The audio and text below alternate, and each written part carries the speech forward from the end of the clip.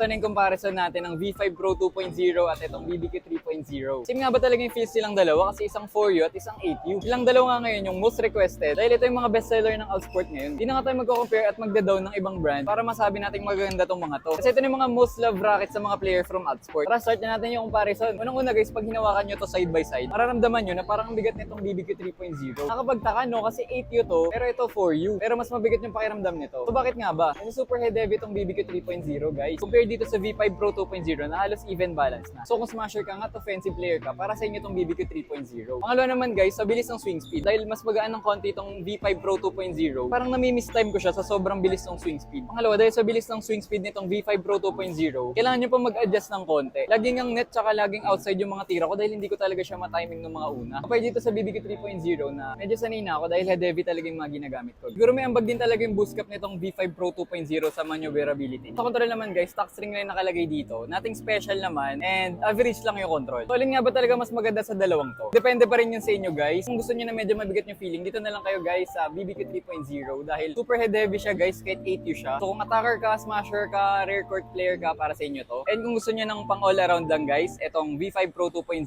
pwede siya pang front dahil mabilis siya guys, pwede rin siya pang smash, and pwede niyo rin siya gamitin pang singles dahil 4U siya. Depende na lang talaga sa preference nyo. Kadikit din naman yung presyo. Kung gusto niyo bumili ng mga racket na to guys, check nyo lang Yellow Basket ko, and pareho kong marirecommend na palitan nyo ng stock string guys. Kahit siguro X-Bolt 65 na available nga guys sa Smash X by Rancel Alba. Anong gusto nyo i-review and compare natin sa susunod? Comment down below. So, okay naman silang dalawa. Okay to, kasi for smashing talaga sila both. Pero I prefer this one, lalo na kapag ano ka, yung mahilig ka pumitik, lalo na sa smashing pagkatalon, pitik agad. Kasi meron siya nung heavy dito na talagang nagiget niya yung pitik na makukuha mo. Dito naman, okay naman siya pang smashing, pero hindi lang accurate yung pagkapitik mo. Parang lahat kasi nasasama. But for smashing talaga na todong-todo, okay to, goods na goods to. Thank you! Okay naman silang dalawa. May dalawang pinagkaiba lang sila. Para sa akin, itong power speed na may boost cap. For me, pang overall siya.